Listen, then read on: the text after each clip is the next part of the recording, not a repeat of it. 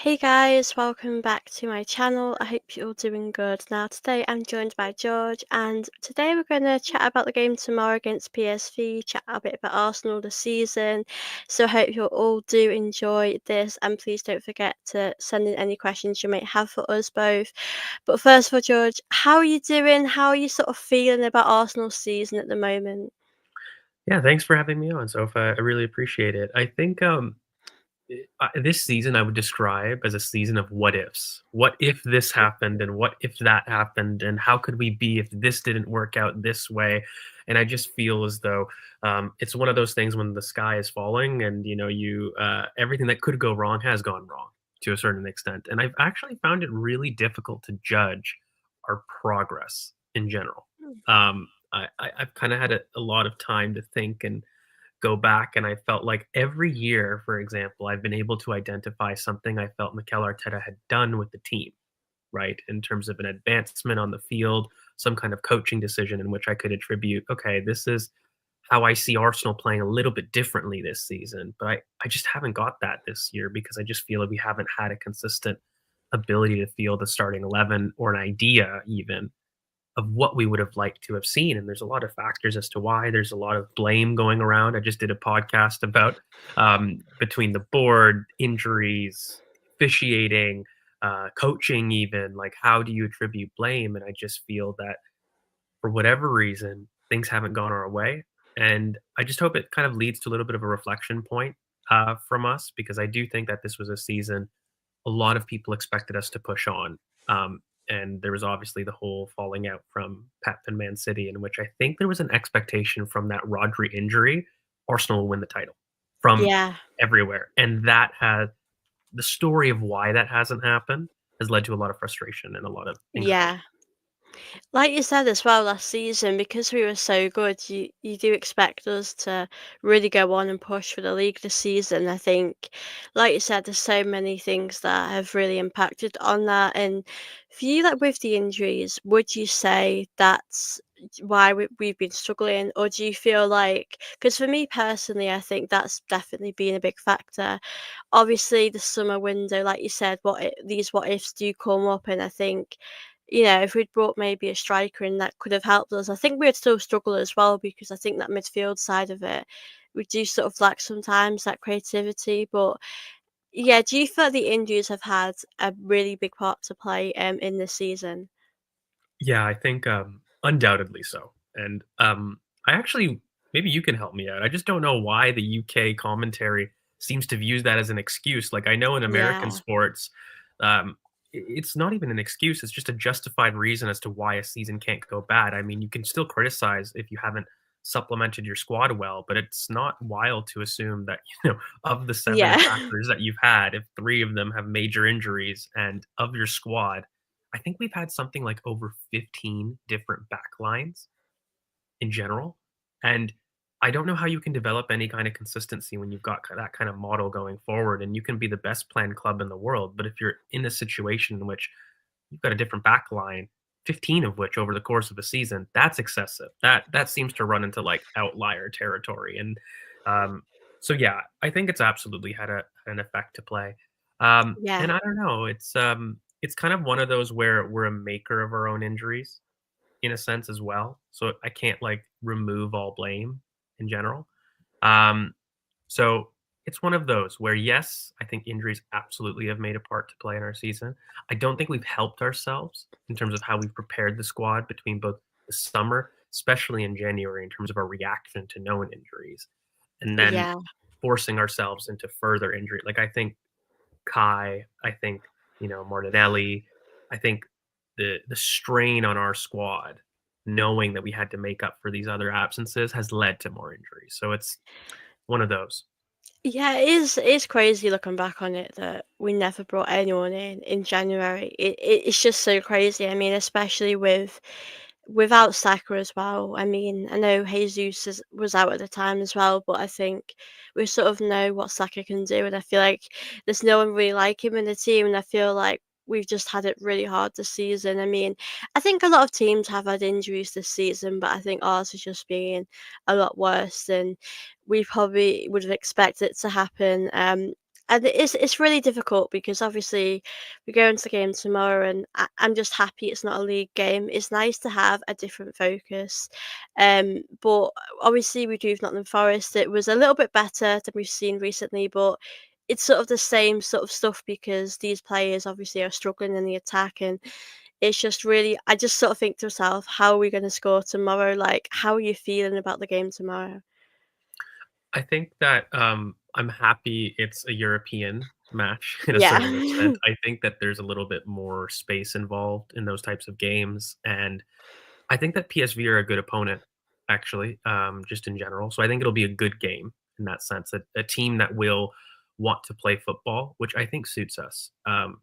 You know, yeah, one of the biggest issues that you've got right now in terms of who we have out is I think that you're going to have a flawed solution. Like whatever solution we put on the pitch is wrong. Like at its core, it's yeah, not something that you would prefer, right? So it's a matter of like maximizing when you're on top. And I think yeah, I kind of view it, and I've talked about this with some other people where I say, okay, I've got 60 minutes in whatever team I put out. I don't care if you have a different opinion than me on the starting 11, but regardless, we can all agree it's flawed. It's going to gas out at some point. And so it's about trying to see that when you're on top, you maximize those margins. And I think I'm more, optimistic of that with this type of opponent in this type of fixture in Europe, where there is more space afforded in midfield. Um, but fundamentally, I think it's going to be a problem that we're going to have until we get at least a recognized forward in. And you're looking till at least after the international break for us to really start to at least resemble something like Arsenal. yeah. It is tough as well. I mean, I think for me, I do feel more excited about the Champions League, but I think it's gonna be tough, obviously, as well. It's been an away game, and but I also do think maybe the players might feel a bit excited that it's something else to sort of look forward to. Because I think with the league, I think it's quite a far distance from us right now, and I think.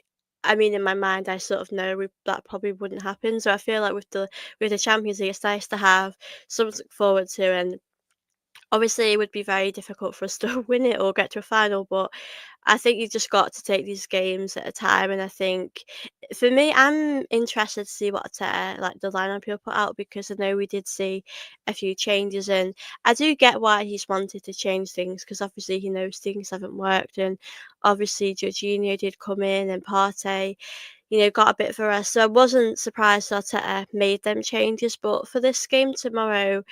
What sort of lineup would you like, and what lineup do you think Arteta might put out? I think Mikel's lineup is a little bit more predictable, where I don't think that we'll see very many changes Yeah, from what we would do. And I think that's just kind of the manner he operates. Like one of my yeah, points of improvement is seeing those changes a little bit sooner and a little bit more creative solutions to that. Um, Personally, I'm not a fan of Mikel Merino starting from the jump mm, in terms of 90 minutes, and I think it's not even his fault. It's more about really asking yourself what he offers in that position and and understanding that. And so that's why, from my perspective, I have maybe a little bit more of a controversial opinion that I wouldn't have him starting, and I would reorganize my front line to another cast off that probably isn't on the lips of every Arsenal fan. And that is, I think that Raheem Sterling, for me, needs to start. And it's not because he's been good, and it's not because he's somebody that I think suddenly solves our issues, but I think he provides the team with more balance yeah, just by having a profile of that type on the wing, having Trossard be your false nine, and having Ethan out wide. And I think Ben White being back is massive for this team. I love Yuri and Timber, but Ben offers very different things for us yeah, in the final third. And I think getting Ethan Waneri on the pitch and also Trossard, by the way, who has improved in form, especially in the absences of Bukayo Saka and Martinelli. I think getting your shooters near to goal has to be the idea here for an Arsenal team that is depleted. And so I look at it and I say, if I'm going to have one role that won't have big impact, right? yeah, Where Mikel Merino hasn't had huge impact unless he's in the box and in a very specific area of the pitch. If I'm going to have Sterling who will have that, I'd rather have that if it means Ethan closer to goal, Trossard closer to goal, and our more surefire goal scorers closer to goal. That's kind of where I stand on it because right now Mikel Merino is forcing areas of the pitch where he is going to be there, and we're just not able to get the ball to him. He's not able to be found, and it's leaving us, in my opinion, with even less attacking thrust than it would have had elsewhere. And yeah, I have some other ideas in terms of the midfield. I think there's not too much that I would change. I'm a really Yeah. big fan of seeing what Calafiori can do with bigger Mm. sample. I think there's some issues in terms of how he approaches his defending Yeah. 1v1, but I think what he gives us going forward is a thrust, really, that is very important. And another player that I think is very important to this team is Miles Lewis Kelly. Everybody that knows Yeah. me and my channel, my Twitter, I love that boy, and I just think that the compliment that the two share. So if Calafiori is Yeah. your maverick going forward, you've got somebody who's so competent in duels behind him that it provides a really nice platform for the two to find spaces and open up the left-hand side that I just feel hasn't been accessed well enough all season. Yeah, I'm with you. I think for me, like I think like you said with Arteta, a lot of us, expect a lineup from him and we sort of know what he's gonna do. And I think it would be good if he could, change a few things that we might not be expecting. I mean, I think the Sterling one's a good shout because it's very difficult with Sterling because I think a lot of people have wrote him off a bit. I mean, he's had, not many starts really, and I think to myself it's a Champions League, and I think, who won't be up for this game tomorrow. I do think we need to see a bit more from him, just something that shows us that he's wanting to fight for this club and just to see us. We want to just see something. Um, but I think we should go strong for this, but I just don't know what Arteta's gonna do really. I mean, obviously you mentioned Ben White being back, which is so amazing, and I think it's kind of good as well because I think Timber has played a lot of football this season, and I think he's deserved to start and he's done really well. But I think as well we must remember he's had such a big injury, so I feel like it'd be good as well if he does have games where he doesn't play all the time because I think if he ever got injured like that again, I think we'd be in big trouble. I know you mentioned Calafiori as well, and it's really interesting because I love watching him in the attacking sense, but defensively, as you mentioned, he is not really his strongest point in the game. Would you ever be tempted with Calafiori to play him as a striker? I know Arteta has mentioned that, and I feel like he would be up for it. I feel like we're running out of options right now. I think anybody that has played football at any level, if you ask them, "Would you like to go up top?" Never a time that a player has said no, Yeah, to that kinda question. Um, I I think, the biggest thing is, uh kind of like what we're seeing with Mikel Merino, though, right? Like, I mean, a lot of the clamor before that was to stick Mikel Merino up top, and he delivered yeah, a cameo and did really well. There's a very big difference to me from starting up top, making certain kinds of runs and platforming an attack, than it is coming from deep to arrive into those areas. It's just a different game, and it's a lot of the angles that you use towards that are going to be very different. The demands placed on that are very different as well. So yeah.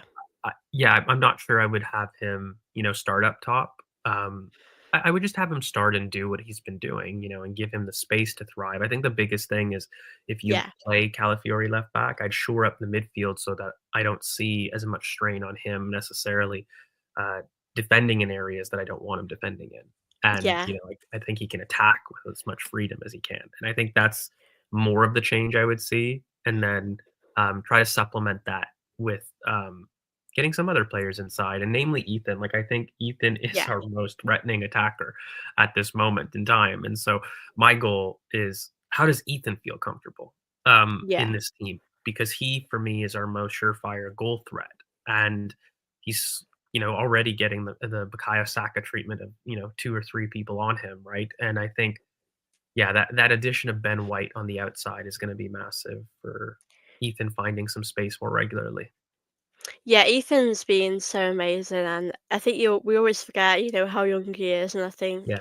I think it's good to support him, but I don't ever expect a lot of him because I think to myself he's young, and if Saka was here, he would probably still get opportunities, but I think it's quite tough for him playing all this game, and he's doing really well, and I think like Lewis Skelly, they've just both stepped up and, probably been some of our most important players. I think Lewis Skelly as well has done such a good job, and I think it's kind of keeping California out of the team in a way. And I do agree with your point as well about Marino because when he came on and he scored 2 goals, I was actually surprised. I was like, I didn't know he had that in him, and I was happy Arteta actually started him because that's what I would have done. But I also think now looking back, like you said, he's better to come off the bench because he's a very interesting player. I don't know what I expected from him, but I sort of hoped that we would see a bit more from him. I mean, I think in the attacking sense, if he's able to come on right now and whether that's assist or score goals, just help us create in some sort of aspect, I'd be very happy with that. But what do you make of Mourinho? Because I think a lot of Arsenal fans maybe aren't too sure on him just yet. I think that I think he represents what a lot of people felt was wrong with the window. And Yeah. and I think, like, it led to expectations about him to be a player that he wasn't, and was never bought to be either. And it was more he was a lightning rod, um, for why this window was bad. Um, I think also objectively, he's been one of those injured players that has got 0 rhythm this season, missing preseason, um, with the team, getting in late, and then having a dislocated shoulder, being out for months, having to then learn a system and then be in and out of a squad. And then I think from that point onwards, never really getting to play like the supposed idea, at least, even if you thought Mikel Marino was poor, the idea was Mikel Marino, Declan Rice, and Martin Odegaard was everybody's idea of the midfield given the summer, right? How many times have we seen that? Yeah, I know. So I do look at it and I think he's a good depth player. I Mm. never felt that he was a solution towards completing the trio of the midfield, if that made sense. But I thought Yeah. he was somebody to supplement a squad. Like I said this on Twitter, he's the Trossard of midfielders for me in terms of use. That's how I would use him. Mm. He's somebody off the bench to come and plug a hole and do something at an 8 out of 10 standard when you need a sub Yeah. appearance. I don't think that I would look at him as, Mm. a game changing starting midfielder. Um, and if that's what, the plan was and what people thought, then I think you would have been disappointed, kind of thing. Yeah. I think if you judge it in that sense, it's something that you can see value. But to be fair, I don't even think he's been shown that value this season either. Like at some point, he's also got to be available and be impactful, right? Yeah. And there's reasons why he hasn't been able to do that this season. But I am expecting a lot more next season, Yeah. personally. I mean, we've got 2 really big experienced midfielders that are leaving, and Thomas Partey Mm. and Jorginho. Of course, we're gonna be buying somebody, but I mean, he would represent an experienced head in that dressing room, right? And, I'd hope he takes on the mantle of that experienced head. Maybe not as Yeah. far as the starting player goes, but kinda like I said, the Trossard of midfielders, like, he could be a first midfielder sub that we're reliant on, in a sense, to close out a game, to do a specific job, and we know that you'll do well. Like, I don't have to worry about you. And for as much as maybe Trossard has had his detractors, I think since he's come in for, again, 30 million pounds, I don't know if there's been somebody in the squad that's been that consistent with output, bar Saka. Like, he's Yeah. been really phenomenal from an attacking depth signing perspective. Maybe he started more than people thought and wanted it. That's fair criticism. That's on the coach, right? But Yeah. I think from a depth perspective, you can't ask much more from Trossard as a bench player. And I think Mm. I'd hope Marino does that in midfield for us. Yeah. Yeah, I mean, this season's been obviously so tough for, each player, but I think Trossard's been so good in that, like you said, I always call him like our super sub. I think off the bench, I just feel like he's a much better player. And sometimes these are just players that you can get at your club that just sometimes have that maybe motivation off the bench to really change the game. And I think that's not a bad thing. And I think if Marino can do that for us throughout the season, next season, I think, like you said, next season is going to be big for him because I think this season, I sort of get, he's had his first season, he's adapted to the league, and I think we obviously do want to see a bit more from him, and I think if we're able to use him as that option off the bench whenever we need him, I do think he does need to step up and do a bit more in the game. But yeah, I'm going to be interested to see how his sort of future does go at Arsenal because you mentioned a good point that Partey is probably going to leave. I know Jorginho is definitely leaving. I know, like you said, we're going to bring players in, but the players that we have now really do need to step up in these big moments. So I feel like it's going to be a big summer as well ahead. And I think this season we've just got to do what we can and end it on a positive. And obviously, we mentioned before we do struggle to score goals at the moment. How do you sort of see us scoring goals tomorrow? Do you think? It might come from a set piece. Like, how do you expect us to score? Because I know that this is something that we struggled with. I'm looking at Ethan. I Yeah, really am. I just think, whole different debate why we're relying and we're in this position, but I look yeah, at the squad. He's the biggest goal threat. Inside, outside, weak foot, strong foot, pulling something from outside the box. I think he's our most varied finisher in the yeah, squad right now. And, he's coming off with cramps because he's not used to playing at this level. yeah, And it's difficult. And I don't mean it to put pressure, but I just think he is my strongest goal threat. If I had to, knock on wood, put yeah. my life tomorrow and say who's going to score, it would be Ethan.